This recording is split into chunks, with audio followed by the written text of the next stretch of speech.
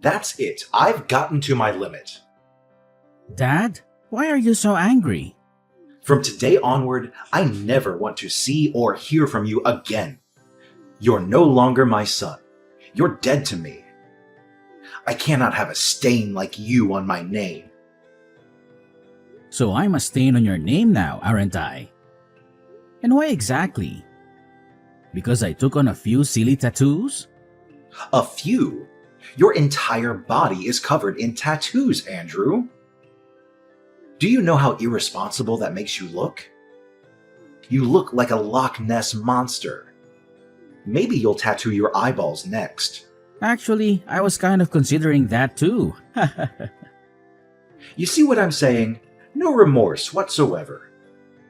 You don't even feel remotely sorry for what your irresponsibility has cost me in my company. Remorse?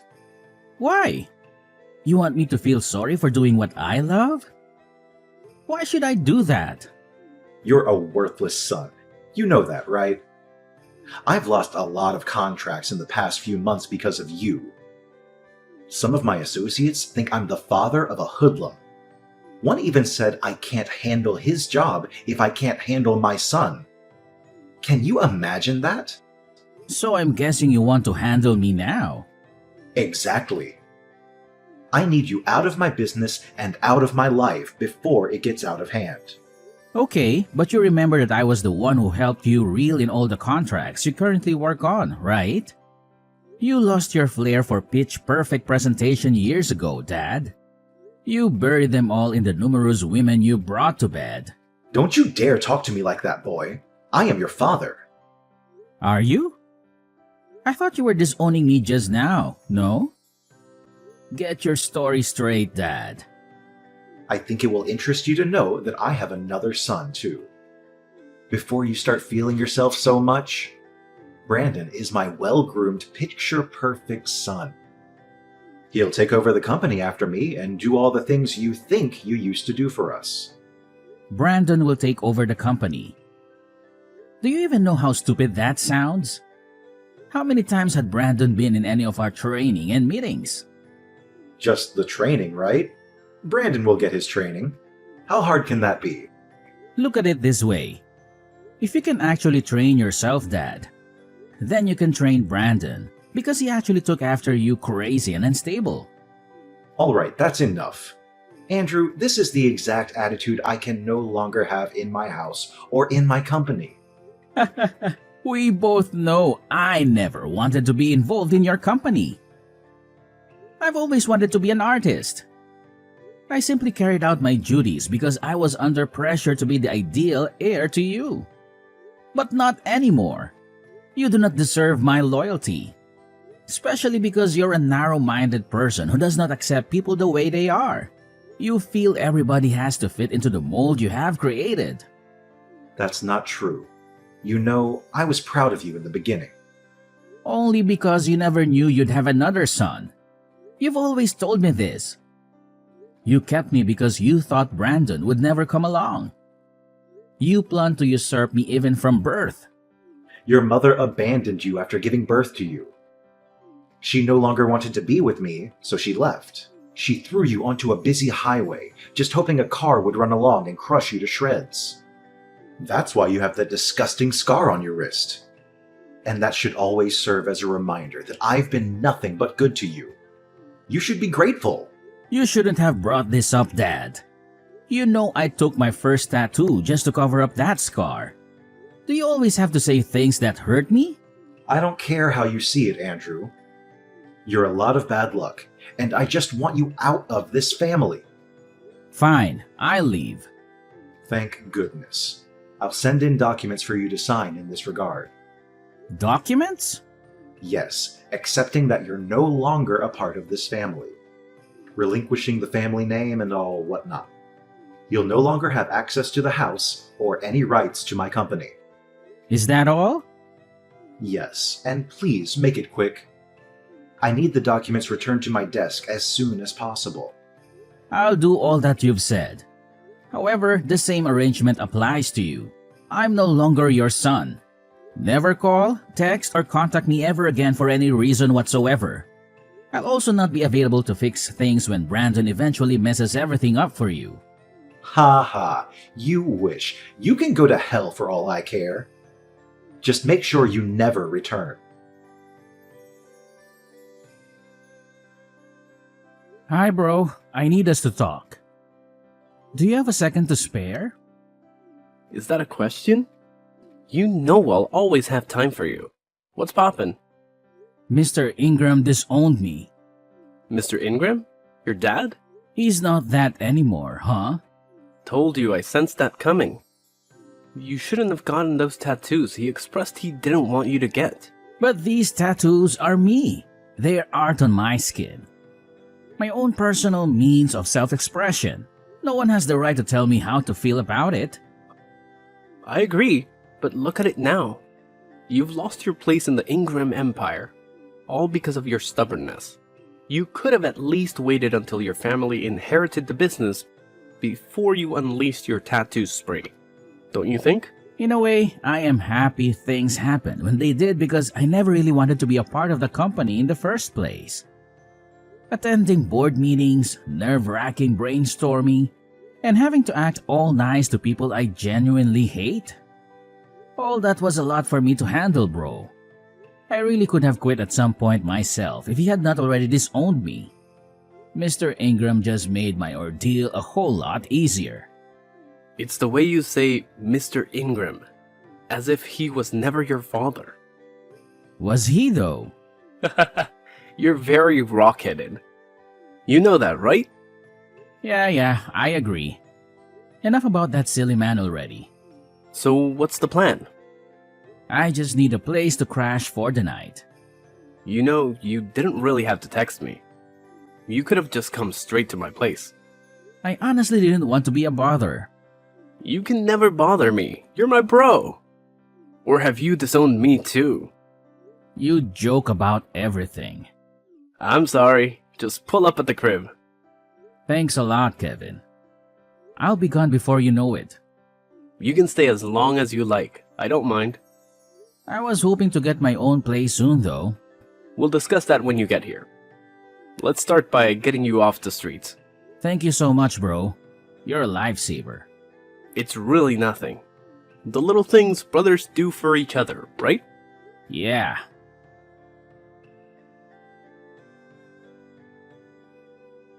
Hello, Kevin. It's good to see you. Andrew, my friend, how are things going? I know it's quite late, but I wanted to express my gratitude for your assistance with my move tonight. Your friendship means a lot to me. Don't mention it, Andrew. That's what friends are for, right? By the way, your new apartment looks fantastic. Yes, it does. And can you believe it? Miss Rebecca let me move in without asking for any rent up front or a security deposit. That does seem a bit unusual, doesn't it? It does seem a bit strange, but it could also be a fortunate turn of events, don't you think? It could be, but something about this situation feels a bit off to me. I was actually going to ask you about that. Why do you think Miss Rebecca made us hot coffee and cookies just because I was moving in? Is she always this hospitable to her tenants? How would I know? Well, you're the one who recommended her to me. All I can tell you is that she's a kind woman, and she treated me well when I was dating her daughter. You dated her daughter? Yes, I did. And when I was in a tough spot, she let me stay in one of her apartments. So you're saying she can be a bit overbearing at times? I wouldn't necessarily call her overbearing. But she joined us when we were watching the games. That seemed a bit intrusive to me. Well, you could have asked her to leave if you felt uncomfortable. I didn't want to appear ungrateful. I understand where you're coming from. To be honest, I kind of enjoyed the attention she gave me. Oh, really, Andrew? No, it's not like that. It's just that, for the first time in my life, I felt cared for by a woman. It was almost like having a mother. She's called me numerous times to check on how I'm settling in. It feels like we've known each other for years. For once in my life, I felt loved and appreciated despite all my tattoos and everything else. I get what you're saying, Andrew.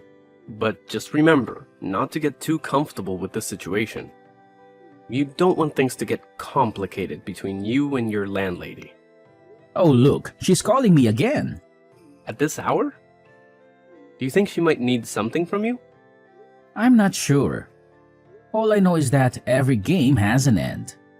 Let's just hope it's not what we're thinking. Yes, let's hope so.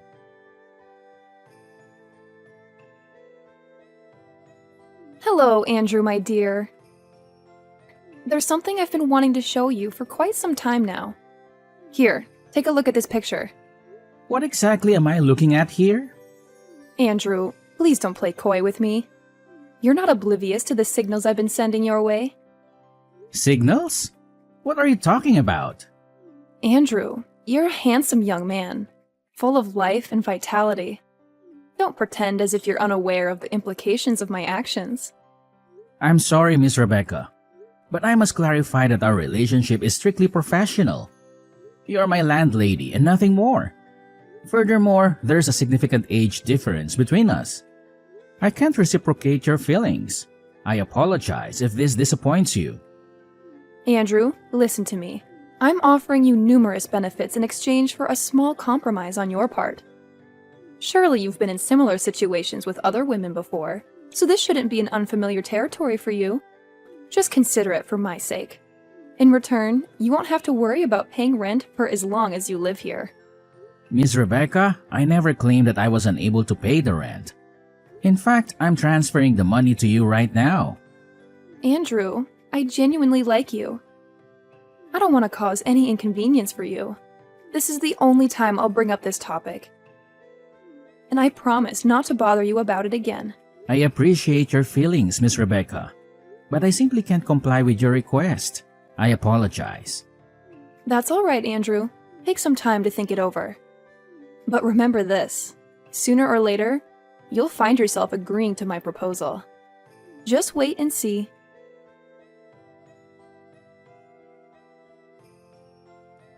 Hello, Andrew. I hope you're doing well. Miss Rebecca, what do you want from me this time? You've been calling me nonstop. I don't want anything from you, Andrew. I just felt the need to apologize to you for my inappropriate behavior. Apologize? For what? For the way I acted earlier. I realize now that it was wrong of me to make advances on you. It's all right, Miss Rebecca. I'm not angry with you, but you should know that everyone in this complex holds you in high regard. You wouldn't want to tarnish that respect by behaving inappropriately. No, of course not. I don't usually behave like that. It's just that the moment I laid eyes on you, Andrew, I felt an intense attraction towards you. It was as if we had known each other for a lifetime. My initial instinct was to pursue a romantic relationship with you, which is why I was so forward with you. But now I realize that my approach was wrong. You remind me so much of my son. Your son? Yes, my son, King. I lost him when he was just 2 years old. I had to leave his father because I feared for my life, but that decision turned out to be the biggest mistake of my life. When I tried to get him back, his father had already left town with him. The fear of never seeing my son again was haunted me ever since. But when I saw you... I'm sorry. I shouldn't burden you with my sad stories. No, it's okay, Miss Rebecca. We all experience loss at some point in our lives. In fact, I never knew my mother either. My father told me she left us when I was 3 years old. Oh, Andrew. I'm so sorry to hear that. It's all right, Miss Rebecca. Sometimes sharing our tragic experiences with others helps us overcome them. Would you like to continue your story? Well, there isn't much more to tell. We were married for 3 tumultuous years because his father insisted on it.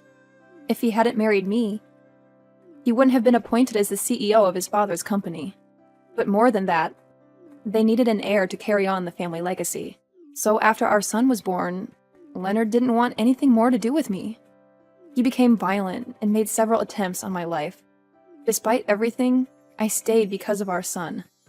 But one day it became too much.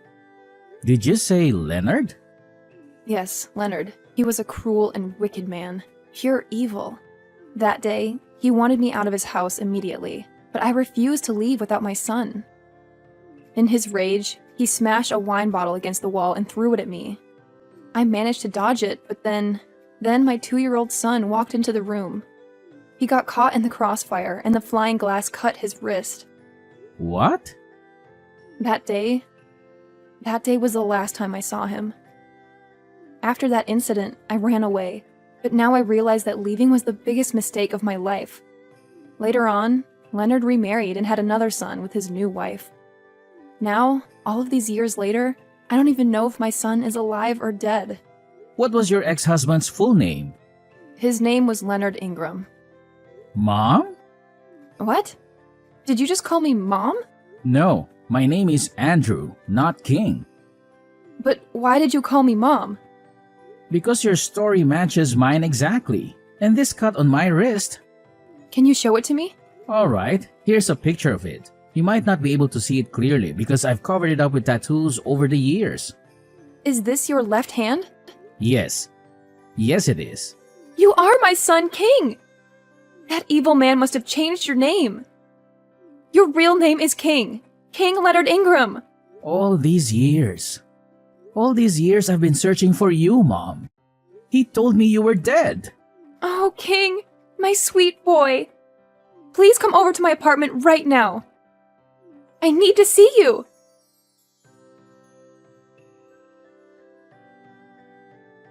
Come back home, Andrew.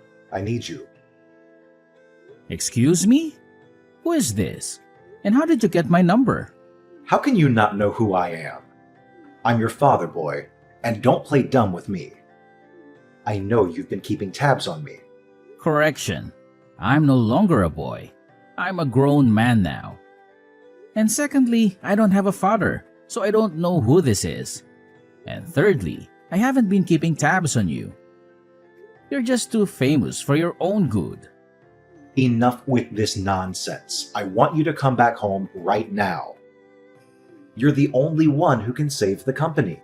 You don't have any right to command me in that matter, Mr. Ingram. Especially not after you threw me away like trash. I blocked your number before, and I'll do it again right now. Because I do not want to have anything at all to do with a barbaric abuser like yourself. I would watch how you speak to me if I were you. You owe me everything, Andrew. Everything. But you're not me. And that's the amazing part. And no, I don't owe you anything, Mr. Ingram. As a matter of fact, you owe me an apology for all the years of pain and suffering you caused me. I really didn't go through the trouble of getting a new line and searching for your contact just to banter words with you. Just come home and fix things. The company is on the verge of collapse, and you're the only one who can turn things around. Face your wrath? What can you even do? I heard you're old and sickly now. If I begin to run, you cannot even chase me. Of what good are you then? So you've been keeping tabs on me. You're still a celebrity. And even though I honestly don't know why a heartless person like you should be among the elite, it doesn't change the fact that you are. It's easy to keep an eye on everything you do when you and Brandon are always on the news for all the wrong reasons. So at least you know that the company is sinking into the ground. Not that I didn't warn you from the onset. What do you mean by that? I told you that Brandon was not the best person to run the company. But you never listened. You let go of your key to generational success simply because of your narrow-minded ideas. P.S. The key was me. Okay, fine. You've won, okay? Brandon was the worst choice of my life. He kept stealing money from the company's purse to give to his several girlfriends and mistresses. Meanwhile, he told me he was making investments. And because you love your son so much, you didn't care to make sure he was doing what he said he was. How crazy can you get? Just come home and fix things. We signed an agreement, didn't we, Dad? 5 years ago? No? We agreed that I don't have any right to take any action as your son, and neither am I allowed to take up any position in your company. You also issued a police restriction order forbidding me from being found, even as little as 5 feet away from any of your properties. I made those rules, Andrew. I can break them. I just need your help. And you will give it to me as payment for the 2.5 decades you were under my care. I do not owe you anything, Mr. Ingram. Also, as a responsible citizen, I have no intention of defaulting on government-issued orders. Because, unlike you, I have a lot to lose and a reputation to protect. A reputation? With your creepy tattoos and ungodly mannerisms? How much better could you have gotten in 5 years? I'm sure you're still cleaning floors or washing toilets or something. You should be grateful I'm giving you a second chance. I have a lot to do right now, Mr. Ingram. Please, let me be. And as for coming to help you or whatnot, the answer is no. As a matter of fact, what do you say I block this number too? No, Andrew, don't do that. See, I'm sorry for all that I've done to you. Really. It's just that the company is on the brink of a final liquidation. It's either this or someone else who buys up my business. Something I've worked so hard for. So, has any company come to buy it up? Some guys, RNA Group. They're so strong and they have a lot of money. If I don't do anything quickly, they'll take over everything in a snap. I can't watch that happen. But I'm too weak to do anything right now. I need your help, Andrew, please. I'm sorry, Mr. Ingram, but I cannot be of any help to you at this moment. You're so ungrateful. I've always known you're a weakling, a failure. I've always known you would be my downfall. A disgrace to this family. Why can you not help me, even after I've begged and apologized? I cannot help you because I am the CEO of RNA Group. What? I founded the company after you disowned me. And for your information, RNA is an acronym for Rebecca and Andrew. Rebecca? My ex-wife, Rebecca? Yes, I found her. And she told me the actual truth about the wicked and evil way you treated her when you were both married. You're such an opportunist, and you don't even deserve to own IG Corporation or any other company for that matter. But you said you never wanted to be part of my company. You wanted to be an artist. Consider this my payback for treating my mother like trash all those years ago. You'll eat the dust you fed her with. You have my word. And by the way, my name is King, and I'm back to rule over all that is mine.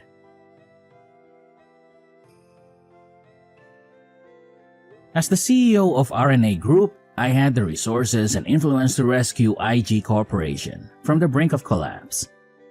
However, I had no intention of simply bailing out my father's sinking ship with a generous donation.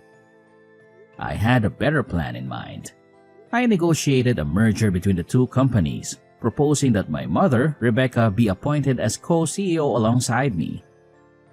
Rebecca, a brilliant businesswoman and the rightful heir to the empire, had suffered for years at the hands of my dad. She had been forced to leave him and me when I was just a toddler, after he tried to kill her with a broken wine bottle. The board members, eager to save their company, quickly rallied behind the idea. Leonard, realizing he had no other choice, begrudgingly agreed to the merger. As the ink on the agreement dried, Rebecca and I took the helm of the company. Together, we breathed new life into IG Corporation. My innovative ideas and my mom's strategic vision revitalized the once faltering empire in a surprising turn of events. We introduced new products and services, expanded our market share, and improved our customer satisfaction. My unconventional appearance and tattoos became symbols of creativity and resilience. In the end, Leonard and Brandon were ousted from the company and their family home, ultimately turning the tables and returning Leonard to a life of retribution and regret. He had lost everything he had worked so hard for, while I had gained everything he had taken away from me. Oh, sweet revenge.